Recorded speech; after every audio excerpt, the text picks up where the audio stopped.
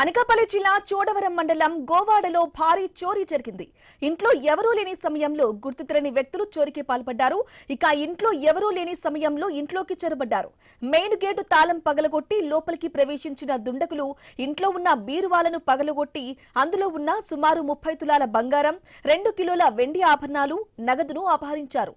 చోరీకి గురైన వస్తువుల విలువ సుమారు కోటికి పైగా ఉంటుందని బాధితులు తెలిపారు. ఇక బాధితురాలు సుజాత ఇచ్చిన ఫిర్యాదు మేరకు పోలీసులు, క్లూస్ టీం, క్రైమ్ బృందాలు రంగంలోకి దిగి కేసు నమోదు చేసి దర్యాప్తు చేపట్టాయి. ఇక చోరీకి సంబంధించిన లేటెస్ట్ అప్డేట్స్ అందించడానికి మా ప్రతినిధి రాజు ఫోన్ ద్వారా అందిస్తారు. రాజు, చెప్పండి, గోవాడలో భారీ చోరీ జరిగినట్లుగా తెలుస్తోంది. మరి దీనికి సంబంధించి యజమానులు ఎవరి మీద అనుమానం వ్యక్తం చేస్తున్నారో అప్డేట్స్ ఏంటి?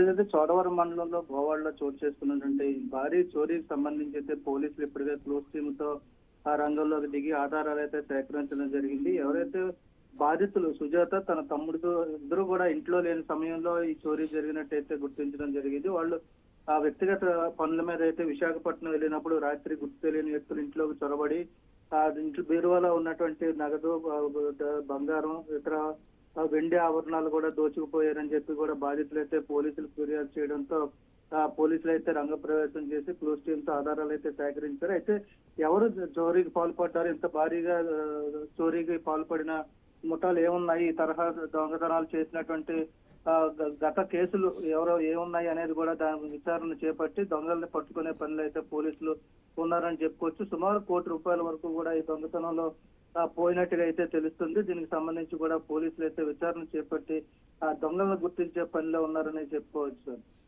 Okay, right Raju, thank you for the updates.